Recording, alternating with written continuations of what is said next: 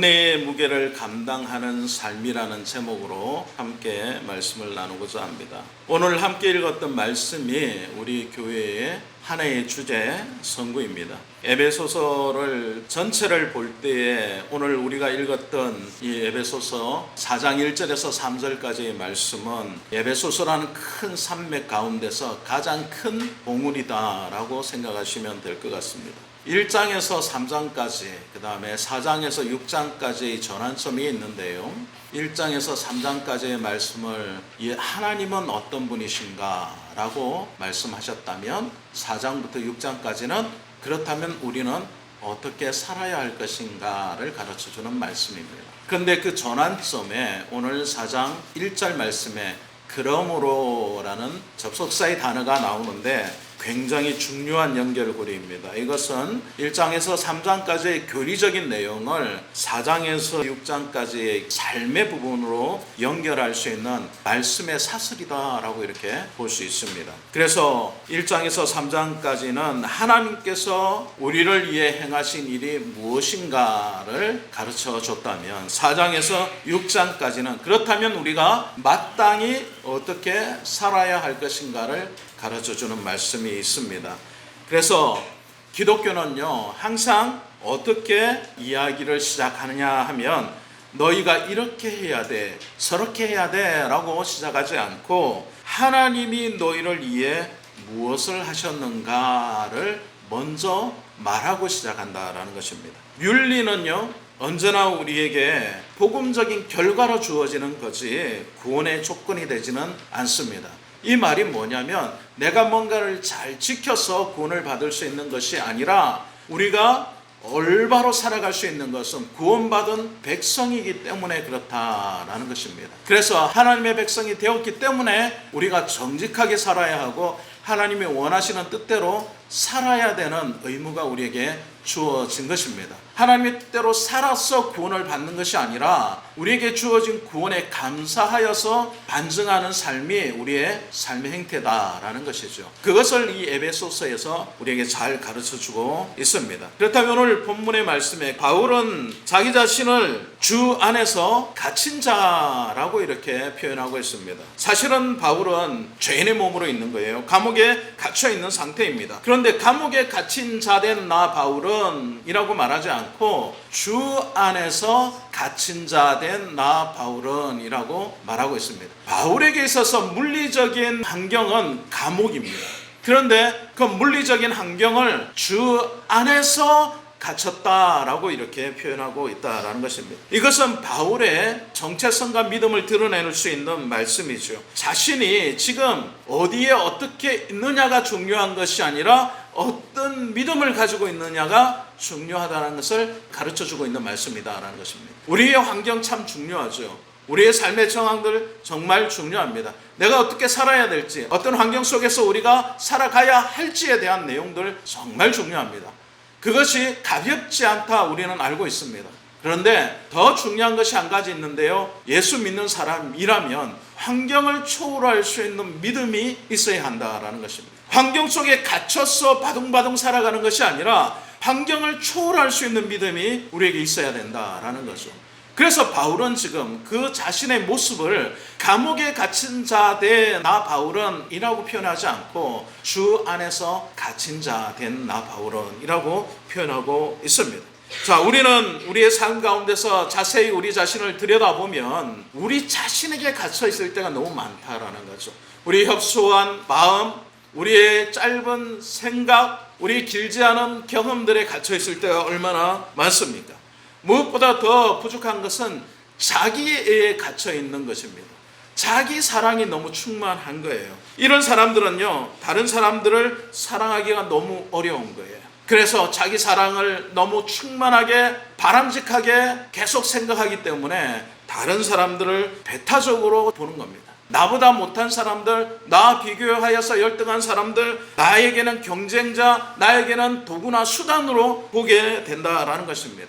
그래서 성경이 말하고 있는 그리스도 안에서의 한 몸으로 보지 못하는 마음들이 그 가운데 자리 잡고 있다라는 것입니다.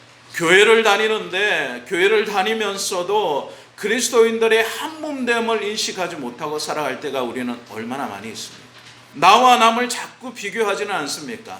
나보다 신앙이 열등하다, 나보다 신앙 경륜이 짧다, 나보다 사는 정도가 부족하다, 그러면서 끊임없이 비교하고 경쟁하면서 우리 자신의 신앙을 다른 사람의 우위에 두려고 하는 마음들이 우리에게 있다면 이것은 그리스도인의 온전한 마음이 아니다, 이것은 자기를 사랑하는 마음이다 라고 성경은 우리에게 가르쳐주고 있는 것입니다. 중요한 것은요, 자기 자신에게 갇혀있는 상태에서 바깥으로 나올 수 있어야 합니다. 자기 자신 안에 갇혀있는 사람은요, 자기 자신밖에 보지 못하는 거예요. 끊임없이 자기를 자랑하는 겁니다. 내가 가지고 있는 것, 내가 생각하는 것, 내가 경험한 것들, 내가 본 것들, 끊임없이 자기 자신의 것을 자랑하는 사람들은 자기의 자아에 아직도 갇혀 있어서 다른 사람들을 제대로 보지 못한다라는 것입니다. 그래서 자기의 감옥에서 벗어나서 주 안으로 들어갈 수 있어야 된다라는 것입니다. 바울 사도는 그래서 주 안에서 갇힌 자 된 나 바울은 이라고 이렇게 표현하고 있는 것입니다. 예수 그리스도를 믿는 순간 예수 믿는 모든 사람들은 나와 동일하게 주 안에서 갇혀있는 사람으로 볼 수 있는 눈과 믿음이 우리에게 있어야 된다는 것이죠.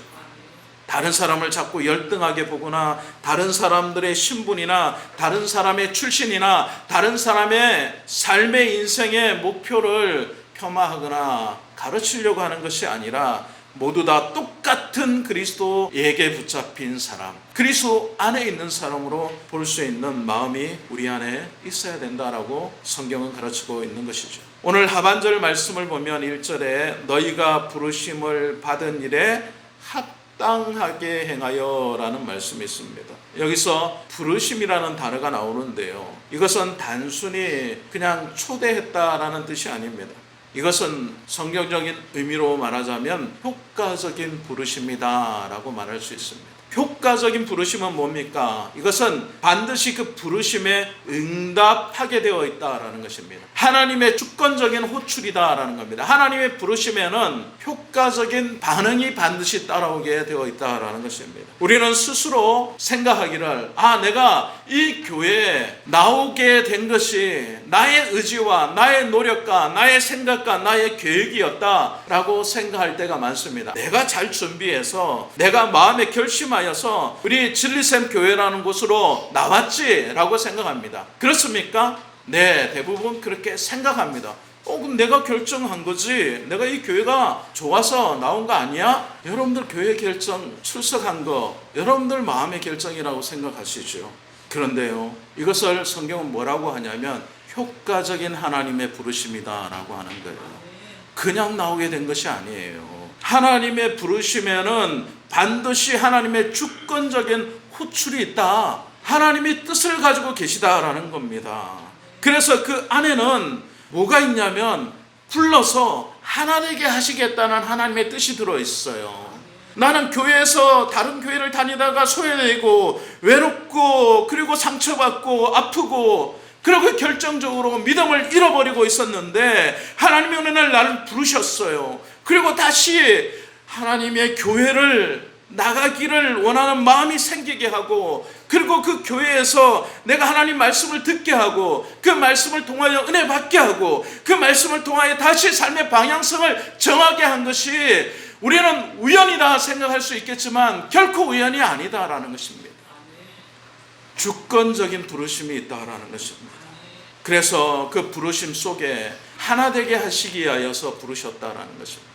진리샘 교회의 성도로 하나 되게 하기 위하여서 여러분 이 자리에 나와 계신 겁니다. 에베소서의 전체의 핵심적인 주제가 이 연합입니다. 하나됨입니다. 하나님께서 우리를 부르셔서 성도로 하나 되게 하셨다라는 것입니다. 그리스도와 연합되게 하시고 성도와 성도가 연합되게 하시고 하늘과 땅의 모든 것이 하나님 안에서 하나 되게 하신 연합이 하나님의 부르심 안에 들어있다라는 것입니다. 그냥 우연히 온 것 같고 나의 결단이고 나의 용기인 것 같았던 이 하나님 앞에 나옴이 하나님의 효과적인 부르심이었다는 것을 우리가 잊지 않기를 원합니다. 두 번째 오늘 우리가 살펴볼 수 있는 게 그 부르심 이후에 합당하게 행하여라는 말씀이 있습니다. 부르심을 받은 일에 합당하게라는 말이 나오는데, 이 합당하다라는 말은 어떤 의미냐면 저울의 추에서 무게의 균형이 맞다라는 거예요.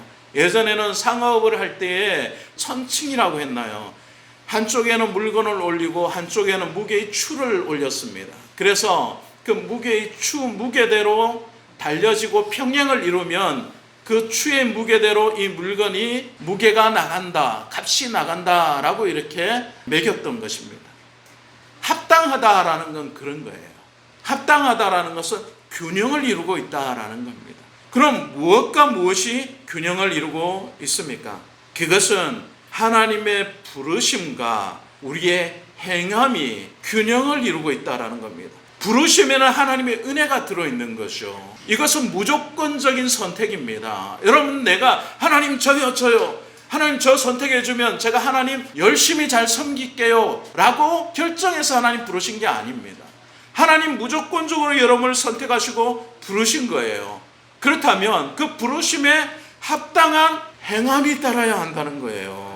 하나님의 은혜는 태산 같은데 우리의 삶의 태도는 너무 깃털같이 가볍지 않습니까? 우리가 부르심에 합당하게 행한다는 것은 무엇입니까? 그것은 하나님의 은혜의 무게를 안다는 것입니다. 하나님의 은혜의 무게를 우리가 알고 있기 때문에 우리의 삶이 경박할 수 없다라는 거예요. 우리의 삶을 살아갈 때 자꾸 하나님의 은혜의 무게추를 달아보는 겁니다. 그래서 그 은혜의 무게추를 달 때에 이것이 균형을 이루는가를 살필 때에 우리의 삶의 행동이 가볍지 않게 된다는 겁니다. 너무 쉽게 거짓말하고 너무 쉽게 다른 사람을 미워하고 너무 쉽게 다른 사람을 폄하하면 하나님의 은혜의 무게를 우리가 지금 모르고 있는 것입니다. 저울에 달아보아 합당할 수 있어야 된다라는 것입니다. 합당하게 행할 수 있는 삶이 우리 가운데 드러날 수 있어야 합니다. 그것이 부르심에 합당하게 행하는 하나님의 귀한 뜻이다라는 것입니다. 사랑하는 여러분, 우리는 거부할 수 없는 하나님의 주권적인 호출을 받은 사람 아닙니까? 그렇다면 그의 합당한 삶도 따라올 수 있어야 할 것입니다. 그것이 하나님께서 우리에게 요구하시는 그냥 그리스도인의 삶입니다. 이 거룩한 소명이 우리에게 만약에 없다면 우리는 한 교회 안에서 한 성도로 하나 될 수 없게 된다라는 것입니다. 자, 그렇다면 합당하게 행하기 위하여서 우리가 구체적으로 어떻게 살아야 할 것인가? 2절 말씀과 3절 말씀에 나와 있습니다. 그것은 우리의 행동만을 말하는 것이 아니라 우리의 성품까지도 하나님 앞에 드릴 수 있어야 된다라는 것입니다. 그리스도인들의 성품이 달라져야 된다라는 것입니다. 언제나 교회에서요, 문제가 생기면 제도나 규칙 때문에 생기는 것이 아니라 사람 간의 성격과 성품 때문에 문제가 생길 때가 많습니다. 규칙이 문제가 아니라 가지고 있는 성격 때문에 분쟁이 생기는 겁니다. 교회라고 다르지 않습니다. 교회도요, 룰이 있습니다. 어떻게 해야 된다, 지켜야 된다, 말아야 된다. 규칙을 정하였으면 지켜야지 하는 것이 마음에 합당한 사람은 그대로 행하려고 하는 마음이 있는 겁니다. 그런데 규칙을 정해서도 좀 더 느슨한 마음을 가지고 있는 사람은 그거 꼭 그대로 안 해도 괜찮잖아 라는 마음이 있게 된다는 것입니다.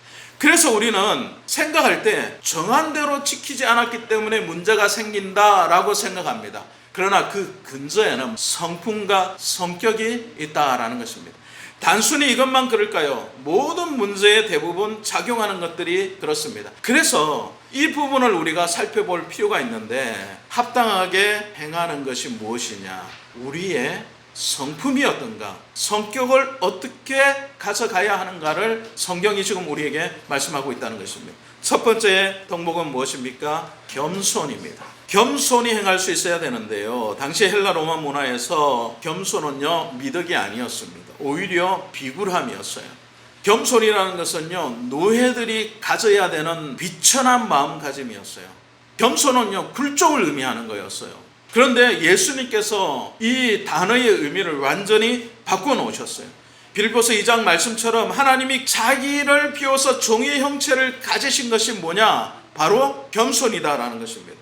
교회 안에서의 겸손은 무엇입니까? 교회 안에서의 겸손은 자기를 비우는 겁니다. 나는 부족합니다라고 말하는 그런 거칠애가 아니에요. 진정한 겸손은요, 나에 대한 생각 자체를 줄여버리는 거예요. 내가 대접받아야 한다는 생각, 내가 인정받아야 한다는 권리, 나의 주장을 다 내려놓을 수 있어야 돼요.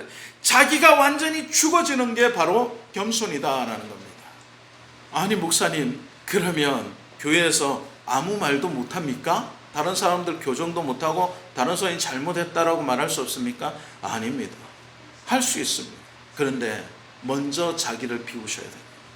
먼저 자신을 비우고 말씀하셔야 되는 거예요. 자기애로 가득 차 있으면서 그 사람과 나를 비교하면서 지적하게 되면 반드시 마음의 상처와 분쟁이 생기게 된다라는 것입니다. 겸손하다라는 것은 나의 생각 자체를 줄이는 겁니다. 내가 가지고 있는 것, 내가 원하는 것, 내가 바라는 것들을 자꾸 내려놓는 겁니다. 그렇게 될 때에 다른 사람들이 이해되기 시작하는 겁니다.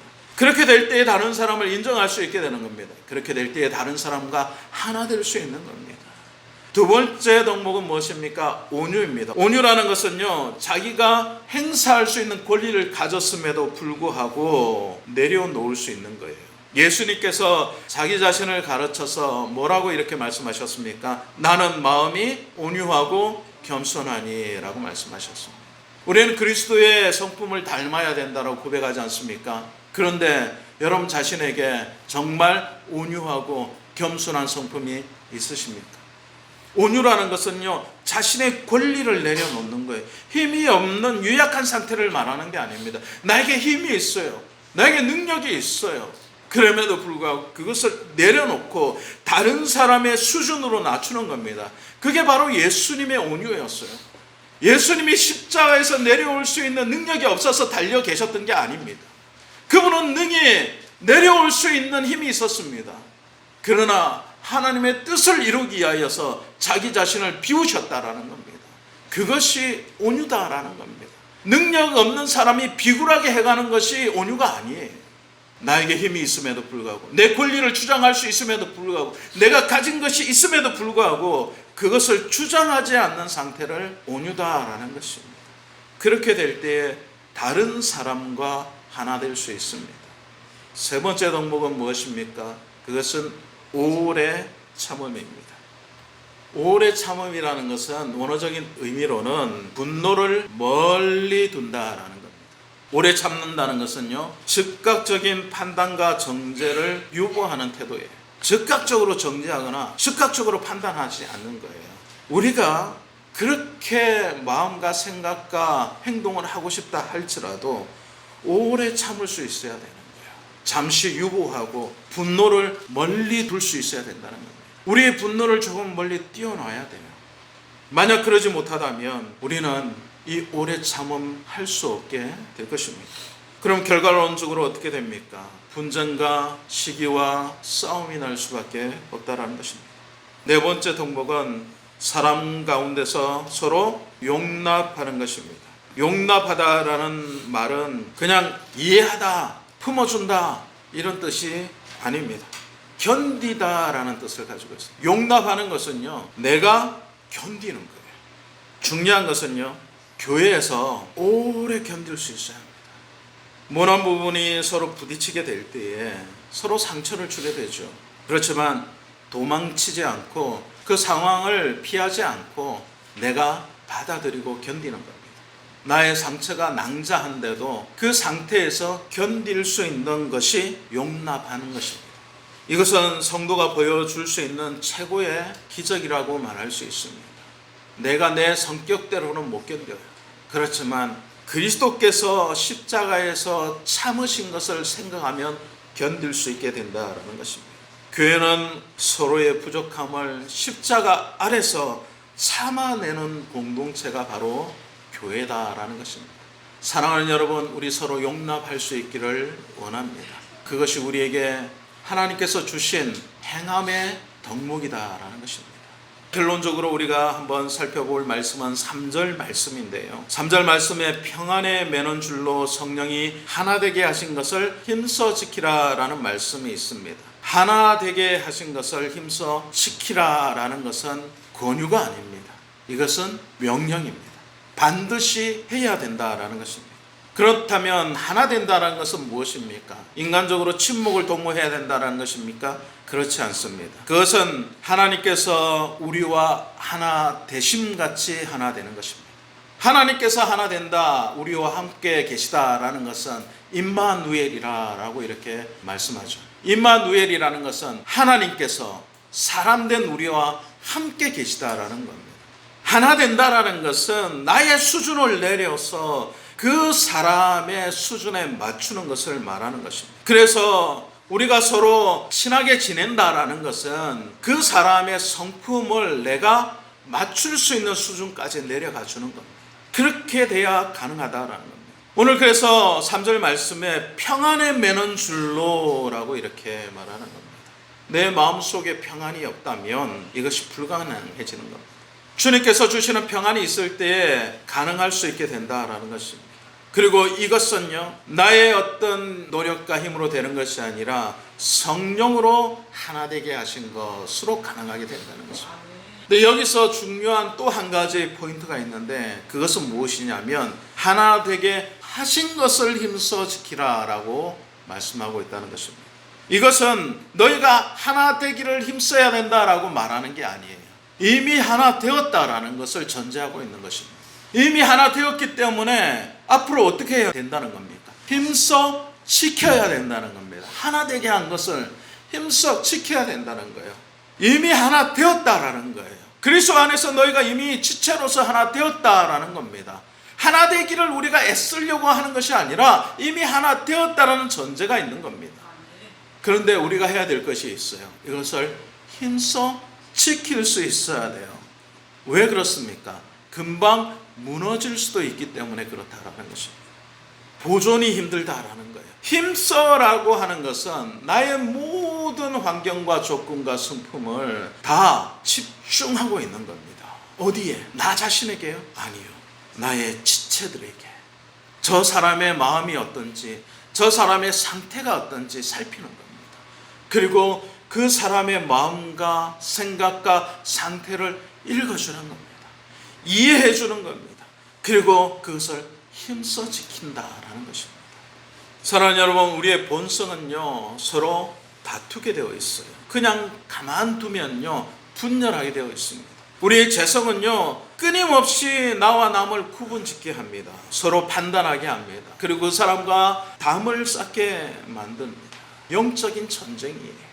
그래서 저절로 평안해지는 관계는 절대 없습니다. 가만두면 좋아지는 게 아닙니다.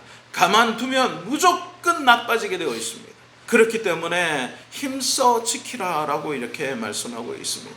초대교회를 보면 동일한 모습들이 있지 않습니까? 초대교회 안에는요 유대인도 있었습니다. 이방인도 있었어요. 주인도 있었습니다. 종도 있었어요. 부자도 있었고요. 노예도 있었습니다. 그런데 그 사람들끼리 하나 될 수 있었던 것은 그들이 하나님 말씀 안에서 하나됨을 힘써 지켰기 때문에 가능했다라는 것입니다. 열정적으로 땀 흘리면서 적극적으로 지켜낼 수 있어야 된다라는 것입니다. 나 자신의 자존심을 먼저 내려놓고 먼저 손을 내밀 수 있어야 돼요. 관계 회복을 위해서 대가를 지불할 수도 있어야 된다라는 것입니다. 나 자신만을 지키려고 하는 것이 아니라 나의 자존심을 지키고 내 마음을 지키고 나의 수준을 지키고 내가 가지고 있는 것을 잃어버리지 않게 해서 애쓰는 것이 아니라 나의 지체되는 사람들을 위하여서 나의 수준을 낮추고 나의 생각을 낮추고 나의 마음을 낮추어서 그에게 맞춰줄 수 있는 것이 하나 될 수 있는 겸손의 상태다라는 것입니다. 사랑하는 여러분, 바울은 이제 로마의 쇠사슬에 매여 있는 감옥 안에 있었지만 영적으로는 교회를 묶는 사슬에 대하여서 말씀하고 있습니다. 그것은 참으로 교회를 하나 되게 하는 말씀의 사슬입니다. 오늘 그러므로라고 시작된 그 바울의 말씀이 이 땅을 살아가고 있는 현재의 우리의 삶에도 영향을 끼치고 있습니다. 어떻게 살아야 합니까? 하나 되기를 힘써 살아야 하겠습니다. 교회의 하나 되면 예수 그리스도의 십자가가 실패하지 않았음을 세상에 증명하는 가장 유일한 길이 되기 때문에 그렇습니다. 예수 그리스도의 십자가가 우리의 삶으로 증거될 수 있어야 되는 거예요. 내가 구원받은 자로서 예수 그리스도의 십자가에 감사하는 마음이 있다면 우리의 삶의 행동도 그 십자가의 수준에 맞출 수 있어야 되는 거 아닙니까?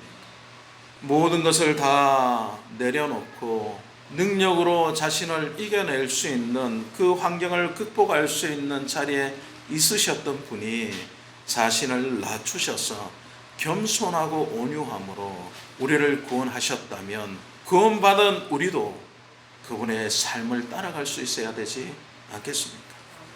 우리가 서로 용납하고 형제라고 부르는 사랑하는 지체들과 한 식탁에 앉아서 밥을 먹으면서도 그들을 이해하지 못하고 그들을 미워하고 그들 가운데 시기하는 마음이 있다면 우리는 하나 될 수 없을 것입니다.